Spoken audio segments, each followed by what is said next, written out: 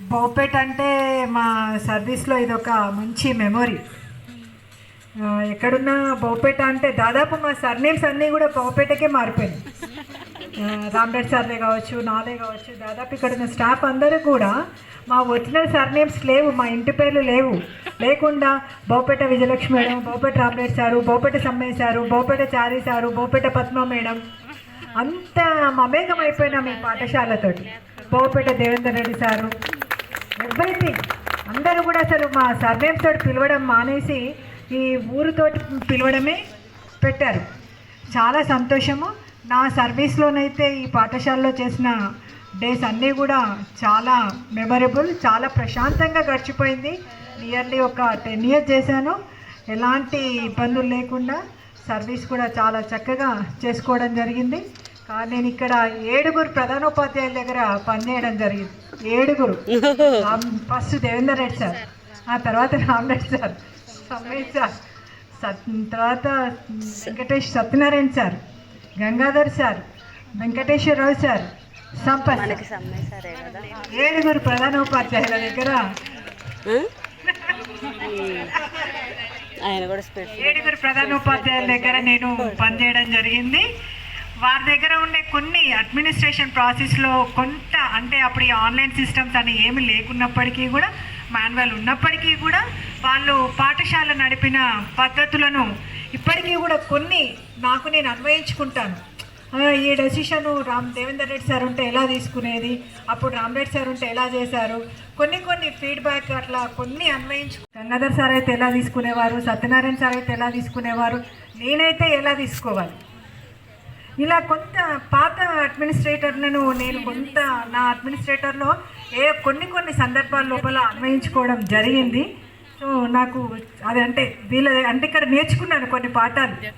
ఒక ఇన్ఛార్జే కాదు, ఒక చదువులు చెప్పడమే కాదు, ఇక్కడ దేవేందర్ రెడ్డి సార్ అన్ని బ్రాంచెస్ కూడా చేయాలని చెప్పి లాస్ట్కు టీసీలు కూడా రాయించారు, మాతోటి అడ్మిషన్లు రాయించారు, టీసీలు రాయించారు, అన్ని ఎవ్రీథింగ్. ప్రతి స్కూల్ అడ్మినిస్ట్రేషన్ లోపల ఎన్ని వింగ్స్ ఉంటాయో అన్ని వింగ్స్ లోపల మమ్మల్ని నిష్ణాతులు చేయడం జరిగింది. రామ్రెడ్డి సార్ రాకపోతే నన్ను అడ్మిషన్ రాయమనేది, టీసీలు రాయమనేది. సార్ లేరని పంపకపోయేది పేరెంట్స్ని.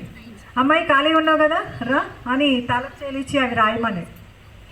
ఇట్లా ఏది అవైలబిలిటీ ఉంటే అది నేర్పించడం జరిగింది. అంటే సో నేనైతే ఇక్కడ బౌపేటలో చాలా నేర్చుకున్నాను.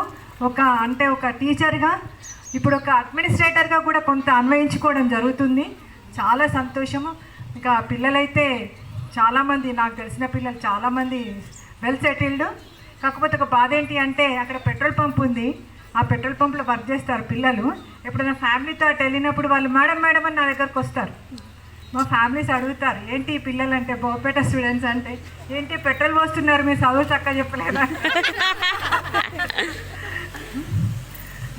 నేనే కవర్ చేసేది చెప్పాలా. వాళ్ళంతా పూర్ పిల్లలు, వాళ్ళు బీటెక్ ఎంటెక్ చేస్తున్నారు, వాళ్ళు సెల్ఫ్ రెస్పెక్ట్ పెట్రోల్ పోసుకుంటారు. అట్లా గెటానైన పిల్లలు కూడా ఉన్నారు పెట్రోల్ పంపులో, అట్లా గెటానైన పిల్లలు కూడా ఉన్నాడు. రాజు ఉండేది, పాపం చనిపోయాడు. రాజు గుర్తున్నా, సీనియర్. వాడైతే చదువు కోసమే పెట్రోల్ బంక్లో పనిచేశాడు. ఎస్ఆర్లో బీటెక్ చేసేది వాడు, చదువు కోసమే పెట్రోల్ బంక్లో వర్క్ చేశారు. అట్లాంటి పిల్లలు కూడా కొంతమంది ఉన్నారు. అట్లా నేను వాళ్ళను ఎగ్జాంపుల్గా చెప్పుకొని మన బౌపేట పాఠశాల స్థాయిని నిలుపుకునేది. ఇప్పటికీ కూడా నేను ఎల్కతుర్తిలో చేసినప్పుడు బౌపేట పిల్లలు రాగానే కార్లో వస్తే స్టాఫ్ అంటారు, మేడం మీ పిల్లలు వస్తున్నారు, మేడం మీ పిల్లలు వస్తున్నారు అని. చాలా సంతోషం అనిపిస్తుంది. బౌపేట అనగానే ఒక ఎనర్జెటిక్, అంటే వేరే పాఠశాలలో ఇంతకంటే ఎక్కువ చేసినాం, ఇంతకంటే ఎక్కువ డొనేషన్ చేసినాం, ఇంతకంటే ఎక్కువ వర్క్ చేసినాం. అయినప్పటికీ కూడా బౌపేట అనగానే ఒక సాటిస్ఫాక్షను, ఒక ఎనర్జెటిక్ వస్తుంది మాకు బౌపేట అంటేనే. థ్యాంక్ యూ నాన్న, మీరు మంచి అవకాశం ఇచ్చారు నాకు. Thank you. మీరందరూ కూడా మీ కుటుంబాలతోటి ఆరోగ్యాలతోటి అష్టైశ్వర్యాలతోటి వర్తిల్లాలని కోరుకుంటున్నాను. మరియు ప్రియమైన విద్యార్థిని, it's a wonderful day. First of all, I congratulate all of you taking this toughest task and make it so wonderfully successful. I once again congratulate you. ఇది ఇంతమందిని ఒక 16 ఇయర్స్ బ్యాక్ కలిసి ఉన్న ఇంతమందిని కలిసి ఒక దగ్గరగా చేర్చడం అనేది ఒక అరుదైన విషయం. కాబట్టి దానికి ఎంతోమంది కష్టం. ఇప్పుడు కొంతమంది పిల్లలు చెప్పారు 16 లావణ్య అనుకుంటా 16 మంది వస్తే వద్దు, 20 మంది వస్తే అంటే ఆమెలో కొంత వేరే యాంగిల్ ఉంది. కలిస్తే అందరం కలుస్తాం. ఒక్కొక్కరికి పర్సనల్ ప్రాబ్లమ్స్ ఉంది, ఒక్కొక్కరు సెటిల్మెంట్ కాలే అని అంటూ ఎన్నో రకాల ప్రాబ్లమ్స్ ఉన్నప్పటికీ కూడా అందరినీ ఒక చోట గ్యాదర్ చేయడం అనేది చాలా కష్టం. ఇప్పుడు మేము నలుగురమే చూడండి, 7, 8, 10 మెంబర్స్ టీచర్స్ ఉండే, అందరూ రాలి.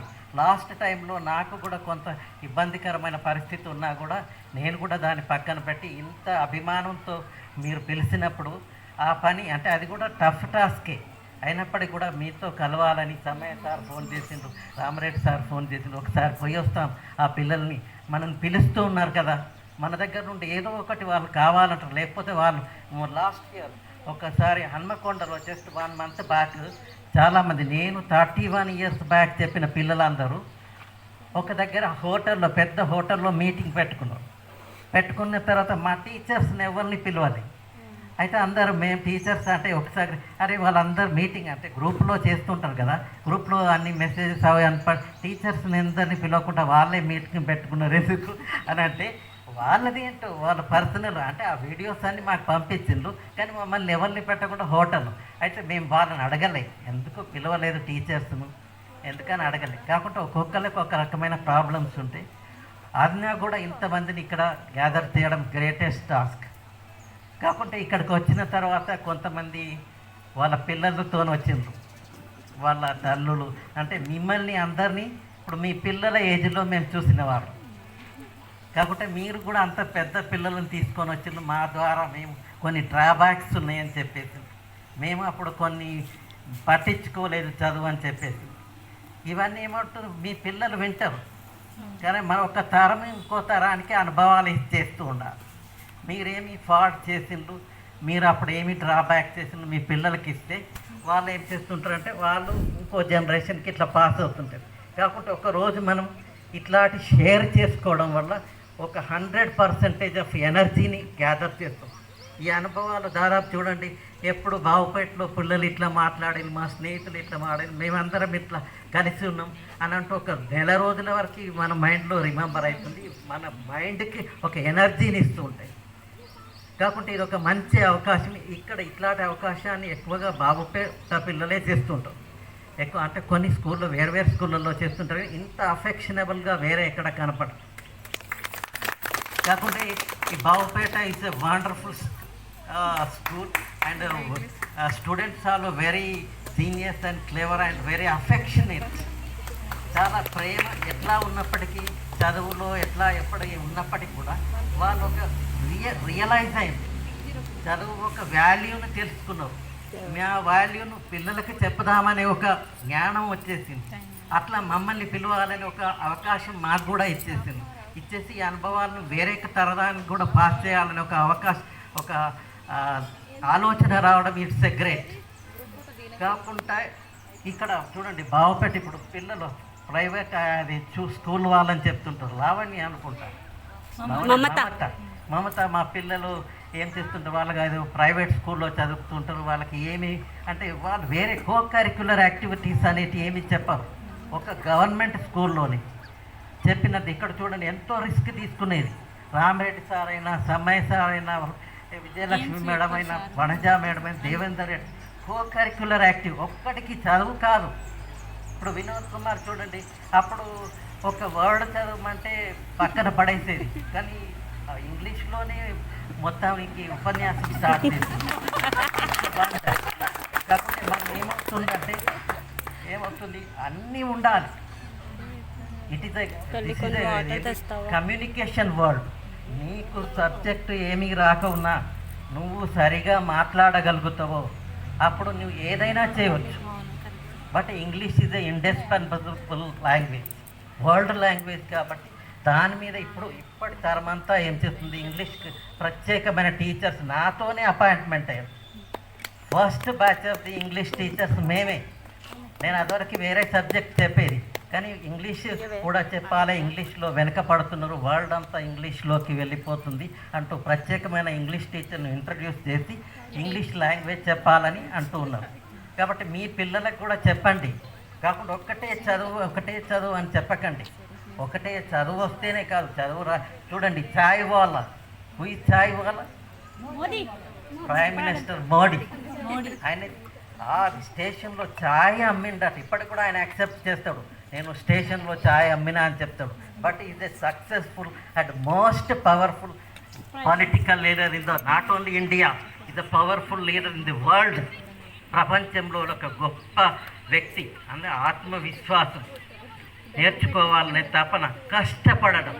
ఒకటి మీరు నాకు స్టూడెంట్, ఇప్పుడు నేను మీకు టీచర్ని గారు, మీరు మాకు స్టూడెంట్ కాకుండా నేను ఒకటి ఇంత దగ్గర పిలిచింది కాబట్టి మీ పిల్లలకి చదువు అది ఇది రాలేదని భయపడకండి, బాధపడకండి. కానీ వాళ్ళకు ఒకటి మాత్రం తప్పకుండా నేర్పండి, ఏంటంటే డిసిప్లిన్, క్రమశిక్షణ అనేది నేర్పినాం అనుకోండి, వాళ్ళు ఆటోమేటిక్గా ఇప్పుడు కాకుండా one day they will become a successful student. ఇప్పుడు ఏమీ రాకున్నా కూడా ఒకరోజు తప్పకుండా వాళ్ళు లైఫ్లో సక్సెస్ఫుల్ అవుతారు. కానీ చదువు రాకుండా 0 మార్క్స్ 1 మార్క్ వచ్చినాయి వదిలేయండి. కానీ డిసిప్లిన్ 4 o'clock 5 o'clock లేవడం. ఎప్పటికీ మొబైల్ ఇది ఇడియట్ బాక్స్. ఆ ఇడియట్ బాక్స్ని ఎప్పటిగా చూడనివ్వదు, అది పెద్ద డేంజరస్ టు ది స్టూడెంట్స్. ఇప్పుడు మీ పిల్లలు ఇప్పుడు 8th 7th 6th వచ్చింది, ఆ టీవీ అండ్ మొబైల్ను పక్కన పెట్టండి, అవి చూడనీయడానికి ఎక్కువ టైం ఉపయోగించకండి. ఎంత స్ట్రిక్ట్గా ఉండండి అక్కడ, చదువులో మార్కులు రాకుండా లెట్ ఇట్ బి, వదిలేయండి.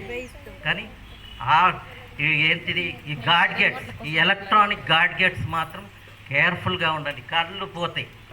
ఫస్ట్ టీవీ ఎక్కువ చూసిందంటే మనం వెరీ ఇంపార్టెంట్ ఆర్గాన్ డ్యామేజ్ అయిపోతుంది. అతని మొబైల్ చూసినారు అదే అయిపోతుంది, బ్రెయిన్ కూడా వర్కింగ్ చేసే కండిషన్ పోతుంది. కాబట్టి ఆ గ్యాడ్గెట్స్ను తక్కువగా ఇవన్నీ మీకు తెలుసు. మీరు you are not a teenager student, మీరు అందరూ వచ్చేసింది. కానీ ఒక అవకాశంగా నేను చెప్తున్నాను. కాకుంటే చూడండి, బావుపేట స్కూల్లో మేమందరం పనిచేసింది దాదాపు 20-25 years back. But after 20 years we all are good friends. చూడండి, అంత తర్వాత కూడా మాలో ఎప్పుడు మేము కాంటాక్ట్లో ఉంటాం, మేమందరం కలిసి ఒకే దగ్గర వచ్చేసింది. చూసిందా? అట్లా ఉండాలి, ఫ్రెండ్షిప్ అనేది అట్లా ఉండాలి. ఒకరికొకరు కోఆపరేట్ చేసుకుంటాం, ఒకరు అనుభవాలు షేర్ చేసుకుంటాం, అఫెక్షనేట్గా ఉంటుంటాం. పిలిచింది సార్, నేను రాలేని పరిస్థితుల్లో రాండి సార్ అని చెప్పేసి పిల్లలంతా చూస్తారని చెప్పేసి మేమందరం కలిసి ఇట్లా ఎన్నో చెప్పింది. బావుపేట స్కూల్లో కూడా కల్చరల్ యాక్టివిటీస్ చూడండి, అమూల్య అప్పుడు బాగా డ్యాన్స్ చేసేది. వాళ్ళ బిడ్డ అంటుందట, అబ్జెక్షన్ నువ్వు చేసేదామా, ఏమో ఎక్కడ ఉందా అమ్మా, నీ బిడ్డ లేదా పోయిందా, మరి ఎందుకు మేము చెప్పేదాకా ఉండనివ్వదు. కాకుండా అన్ని ఆల్రౌండ్గా గేమ్స్, అది కబడ్డీ అని ఉంటుంది సార్, అయిన గేమ్స్, పిక్నిక్ తీసుకోవడం, వెళ్ళడం, కొట్టిగా అది చెప్తే కాదు, పాఠం కాదు, ఆల్రౌండ్ డెవలప్మెంట్ ఉండాలి. పాఠం చదువు, పాఠం ఇది కాదు చదువు అనేది. వాళ్ళకి టోటల్గా ఫ్రీడమ్ ఇవ్వాలి. మీరు కూడా తల్లులు కూడా ఎప్పటికి చేయండి, మార్కులు రావాలి అని చెప్పకండి. చాలా తక్కువ మార్కులు. Einstein, Einstein the world famous scientist, ఆయనంతా ఈ తెలివితేటలు ఇప్పటి వరకు పుట్టలే. But is a last bench student and 0 marked student. కానీ ఈ become the world famous scientist. కాబట్టి దీన్ని కూడా మీకు చాలా ఇప్పుడు ఏంటంటే మా అప్పుడు ఏమీ తెలియదు. We are also background of rural areas, మీలాగా పల్లెటూరులో చదువుకొని వచ్చిన వాళ్ళం. కాబట్టి మాకు కూడా మీ అంతే తెలుస్తుంది. కానీ ఈరోజు సో మెనీ ఆపర్చునిటీ, నేను చెప్పే విషయాలు కానీ ఇన్స్పిరేషనల్ స్పీకర్స్, మోటివేషనల్ స్పీకర్స్ అంటూ చాలామంది స్పీచెస్ ఇస్తున్నారు. అవి మీరు చూసి మీ పిల్లలకు నేర్పండి, వాళ్ళకి ఎట్లా తయారు కావాలి, ఒక సక్సెస్ఫుల్ స్టూడెంట్గా ఎట్లా తయారు కావాలో చెప్పండి. ఇదంతా ఓకే. లాస్ట్గా నేను మన బాధ్యతలను మనం సక్రమంగా నిర్వర్తించాలి. అప్పుడే ఏమవుతుందంటే మన పిల్లలకు కూడా ఓకే, మా నాన్న అమ్మ బాధ్యతలను సక్రమంగా నిర్వర్తించింది కాబట్టి మేము కూడా చేయగలుగుతామని వాళ్ళకి రియలైజేషన్ వస్తుంది. లాస్ట్గా చివరిగా ఒక క్వశ్చన్ అడుగుతాయి. Now I am a teacher, you are a student. Okay, ఒక దేశ భవిష్యత్తును నిర్ణయించే కార్యక్రమం అంతా ఒక వీక్ డేస్ 10 days బ్యాక్ అయిపోయింది. ఎలక్షన్ దీంట్లో ఓటు హక్కు వినియోగించిన వాళ్ళు ఎవరు చేతులు ఎత్తమ్మా. ఓకే, అంటే ఒక 50% ఉపయోగించింది, ఇంకా 50% ఓకే రైట్, 90% ఓకే. కాబట్టి ఏమవుతుంది, నేను అందుకే అడిగిన ఈ క్వశ్చన్ అంటే మన ఇండియాలో ఒక దేశ భవిష్యత్తుని నిర్ణయించే కార్యక్రమం అన్నట్టు. ఆ కార్యక్రమంలో భాగంగా చాలామంది టీనేజ్ స్టూడెంట్సే వాళ్ళే వెనుకకి పోతున్నారు. మోర్ దాన్ మనం మొన్న జరిగిన ఎలక్షన్లో 67% అంటే దాదాపు 40 మెంబర్స్ వేయకపోవడం ద్వారా ఏమవుతుంది అంటే వాళ్ళు ఏమంటే తెలివి తక్కువ వాళ్ళు ఎక్కువ మంది చేస్తున్నారు, తెలివి కల్లా వాళ్ళు చదువుకున్న వాళ్ళు వేయలేదని ఒక సర్వే. కాబట్టి ఏమవుతుంది, మనం ఓటు ఇప్పుడు మళ్ళీ ఎన్నికలు రాబోతున్నాయి కాబట్టి తప్పకుండా మీ పక్క వాళ్ళందరినీ ఓటు హక్కును మనం వినియోగించగలిగితే మన దేశ భవిష్యత్తు అంటే మన పిల్లల భవిష్యత్తు, మన భవిష్యత్తు అనేది సక్రమంగా నిర్ణయింపబడుతుంది. కాబట్టి ఇంకా ముందు కూడా మీరు 100% సక్సెస్గా ఓటింగ్ అనేది ఉపయోగించాలి. ఎందుకంటే చూడండి సార్ అది దీనికోసం ప్రత్యేకమైన నాటకం రాసింది. సమయ సార్ రాసిన నాటకం ఉందా? ఓటు నోటు అని ఒక నాటకం రాసి వేయించు, మీకు గుర్తు లేకపోవచ్చు. ఓటు నోటు అంటే ఓటు యొక్క విలువ ఎంతది అని అంటూ చెప్పగలిగింది. చెప్పి మిమ్మల్ని అప్పుడే మోటివేట్ చేసిన, అందుకని అది నాకు గుర్తొచ్చి మిమ్మల్ని ఈ క్వశ్చన్ అడిగింది. ఓకే, ఇంకా అనుభవజ్ఞులు ఇంకా sir Sammayya sir, Rama Reddy sir ఇంకా చాలా విషయాలు చెప్తుంటారు. మమ్మల్ని ఒకసారి పిలిచినందుకు మీ అందరికీ కృతజ్ఞతలు తెలుసుకుంటూ ఓకే, అందరికీ ఆశీస్సులు.